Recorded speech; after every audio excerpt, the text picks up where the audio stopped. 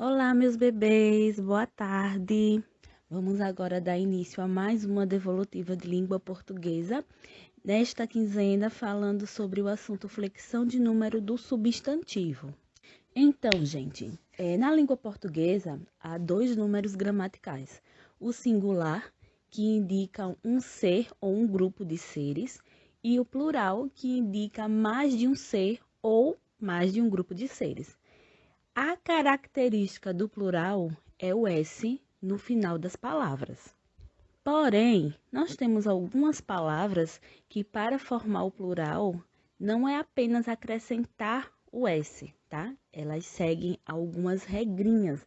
E é isso que nós vamos ver agora, certo? O plural dos substantivos simples e o plural dos substantivos compostos. Vamos iniciar aqui pelo plural do substantivo simples, onde nós teremos 8 casos, tá? 8 formas aí de formar esse plural, certo? Então, primeira forma são para os substantivos terminados em vogal, ditongo oral ou em N, tá?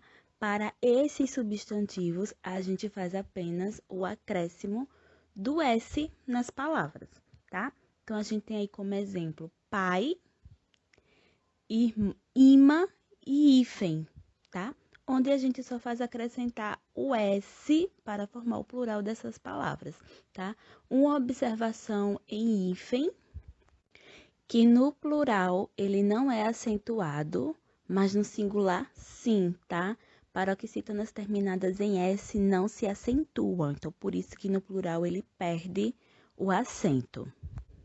E uma exceção para essa regra é a palavra cânon, tá? Que termina com N, e o plural dela é cânones, tá? No acréscimo de ES.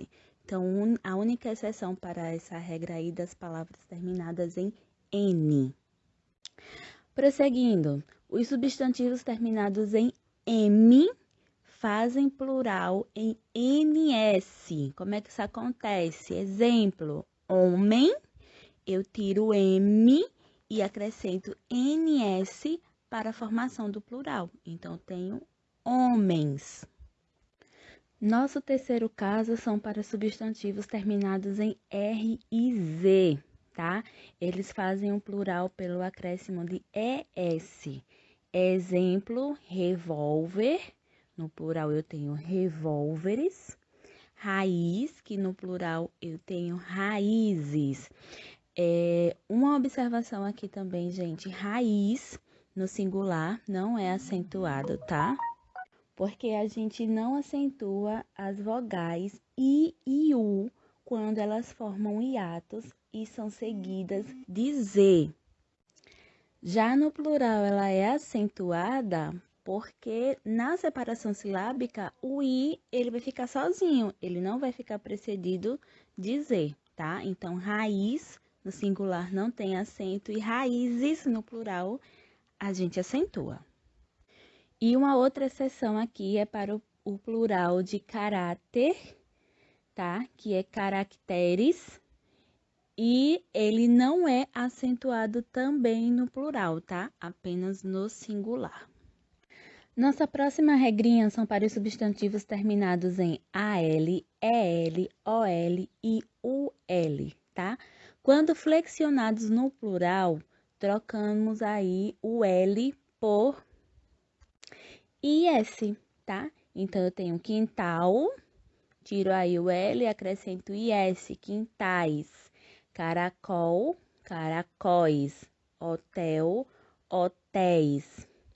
A exceção aqui dessa regra é para mal e cônsul, porque o plural dessas duas palavras eu formo com ES, tá? Então, mal, males, cônsul, cônsules. Nossa quinta regrinha para os substantivos terminados em IL, tá? Eu tenho duas formas para formar o plural dessas palavras. Quando elas são oxítonas, eu vou substituir o L pelo IS, tá? Então, canil, canis. Porém, quando elas forem paroxítonas, eu vou substituir por E e S. Então, míssel, mísseis. Temos uma observação aqui para essa regra, tá? A palavra réptil, ela pode ser formada, o seu plural, de duas maneiras, tá? Tanto répteis como répteis, tá?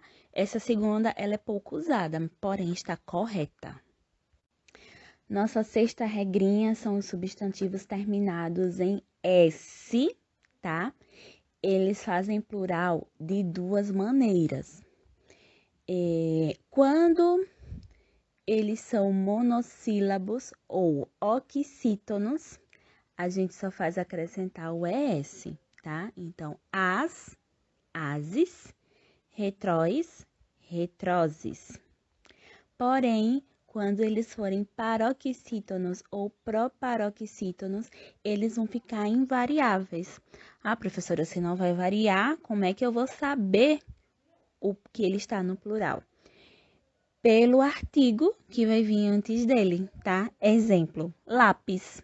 Lápis termina em S e é uma palavra paroxítona, tá? Então, ele é invariável, não tem como modificar esse substantivo. Mas eu modifico o artigo que acompanha ele. Então, eu digo o lápis no singular e os lápis para o plural. A mesma coisa acontece com o ônibus. O ônibus no singular, os ônibus no plural.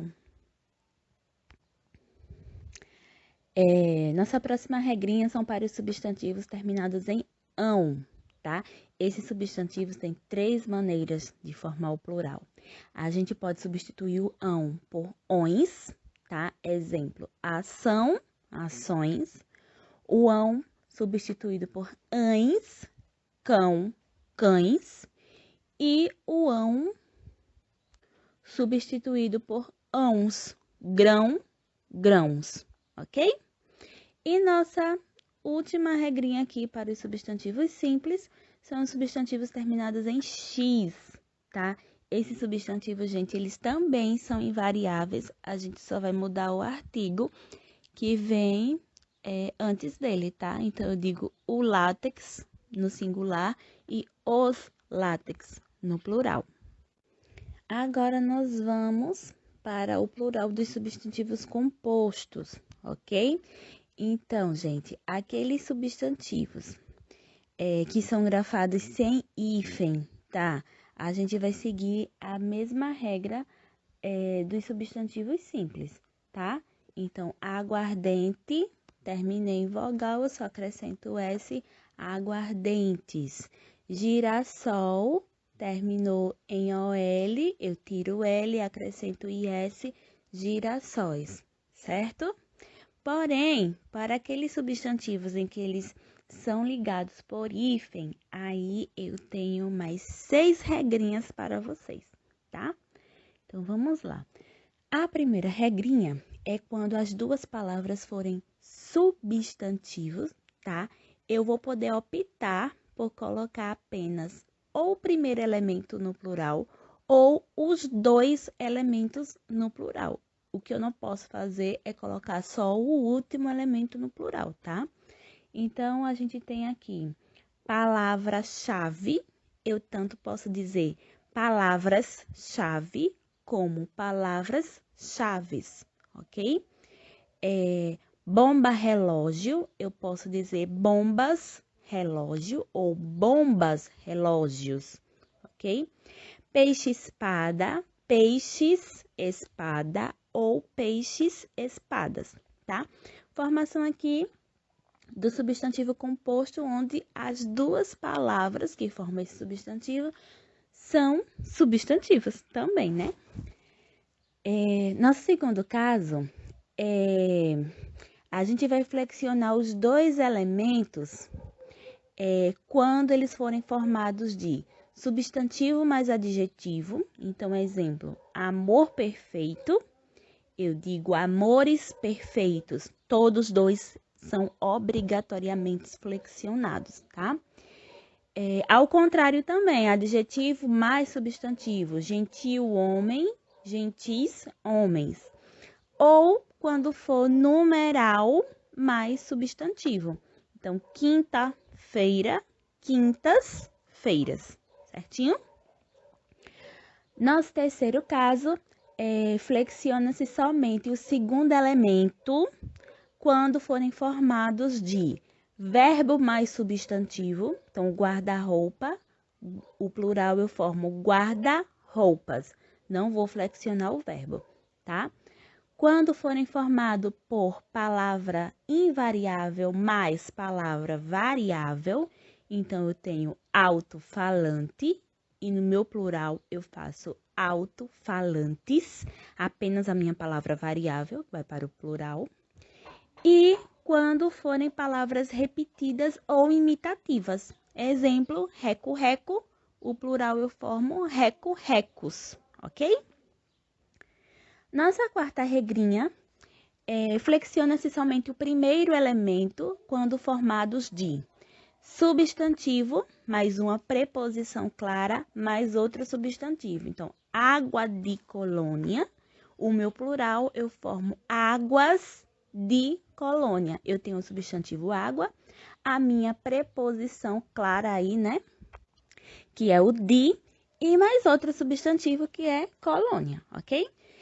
E também, se eu tiver substantivo, preposição oculta e outro substantivo. Então, cavalo, vapor, eu formo cavalos, vapor, né? A minha preposição aí de está oculta. Quinto caso, permanece invariável quando formados de verbo mais advérbio e verbo mais substantivo no plural. Então, eu tenho verbo mais advérbio, o bota fora, e o plural eu digo os bota fora, tá? Meu substantivo vai continuar lá invariável. E o saca-rolhas, e eu digo os saca-rolhas, ok? E meu sexto caso aqui, que são casos especiais, tá? Onde eu tenho o louva-a-Deus, e o plural eu formo os louva-a-Deus. O bem-te-vi, e no plural eu tenho os bem-te-vis. O bem-me-quer, no plural eu tenho os bem-me-queres. E o João ninguém, e no plural eu tenho os Joões ninguém. Então é isso, gente. Terminamos aqui a explicação do nosso assunto gramatical, né? Flexão de número do substantivo. E vamos agora para os exercícios. Então, gente, na primeira questão, ele pede para assinalar o par de vocábulos que fazem o plural da mesma forma que as palavras salários, família e guardas civis. E 72,9% dos alunos acertaram essa questão. Gente, vocês estão arrasando, viu? Então, a resposta correta dessa primeira questão é a letra D, tá? Decretos-lei e lugares comuns. A segunda questão, ela pede o substantivo coletivo, tá? Que foi o nosso primeiro assunto gramatical, né? Antes de eu começar das flexões dos substantivos, onde a gente fez a revisão sobre o que era substantivo. E daí eu trouxe uma questão de lá para a gente fazer aqui também, para a gente ir relembrando, né? Então, aqui vocês precisavam saber o substantivo coletivo, né? E 61% dos alunos acertaram aqui essa questão. Então, a questão nos deu aí o substantivo coletivo, né? E a gente teria que analisar as frases que eram corretas, né? Claro. Então, o substantivo coletivo de faculdade é universidade, correto. Penca e solto são substantivos coletivos de plantas, correto. Hemeroteca é substantivo coletivo de objeto, correto. Dia, mês e ano são substantivos coletivos de tempo, correto. E substantivo coletivo de mapa é atlas, correto também. Então, a minha opção correta aqui na segunda questão é letra D, de Deus nos ajude. Na terceira questão, vocês deram um show, viu? 83,1% dos alunos acertaram essa questão. Então, a alternativa que contém a flexão correta de número do substantivo é letra A, gente. Abdômen, abdômenes. Terminou em N, né? Vou lá e acrescento S e formei o plural do meu substantivo.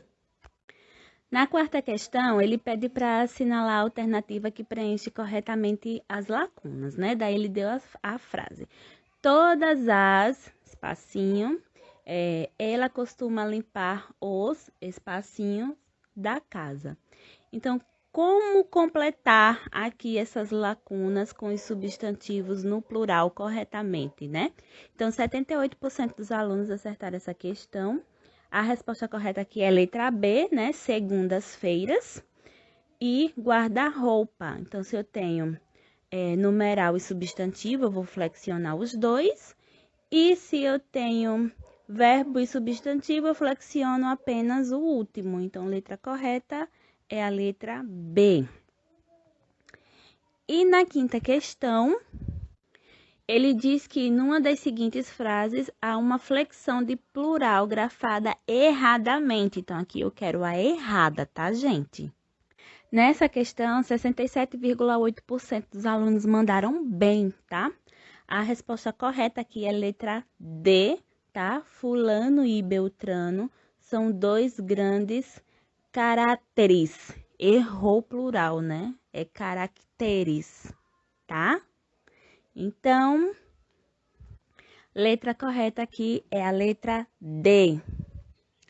Agora nós vamos falar aqui sobre as questões referentes ao nosso tema gerador, né? Que é abandono de incapaz, né, gente? Até eu fiquei surpresa com algumas leis referentes ao abandono de incapaz, né? Principalmente sobre a idade, né? Que o jovem, o adolescente, ele pode ficar sozinho em casa.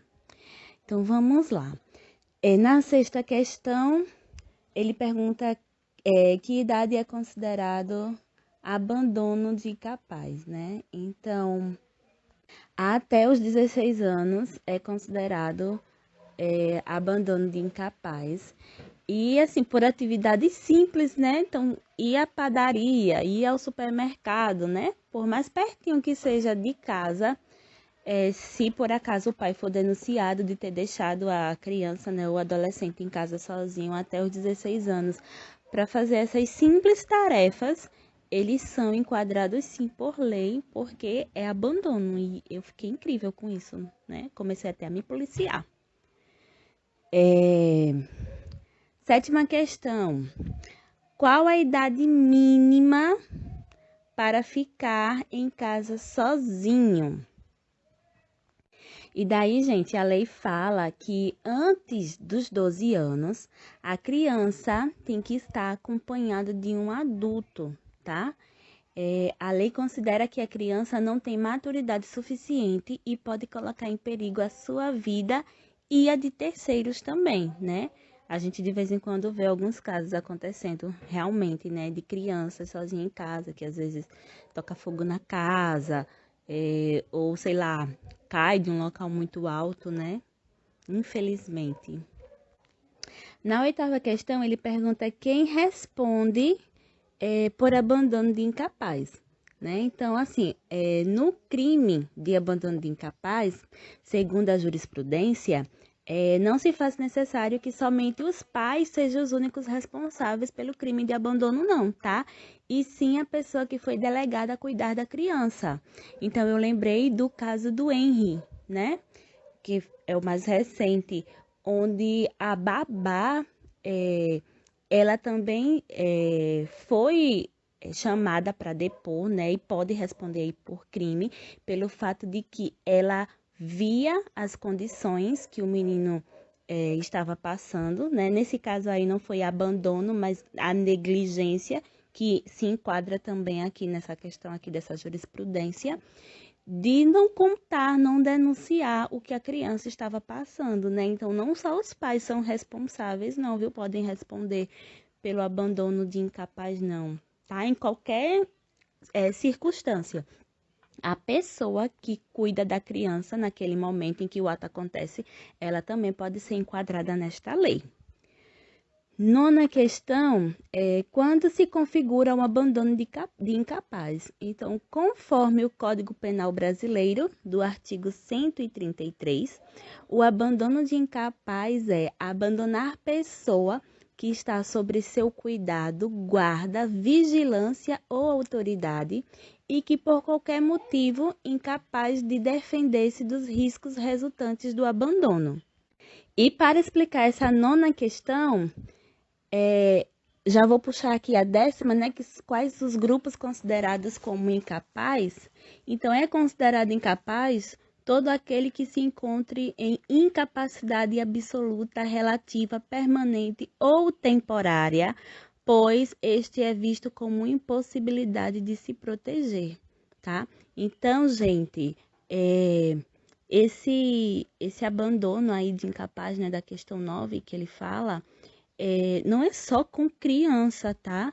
Pode ser adolescente, pode ser idoso, ou um adulto que dependa de terceiros, né, para ter o seu cuidado, sua guarda, porque não consegue se defender, tem algum problema mental, alguma coisa desse tipo, tá? Então, o abandono de incapaz, ele não se enquadra só para crianças, não, tá? Para qualquer pessoa que não possa se defender, tá? Que não possa cuidar de si mesmo, ok?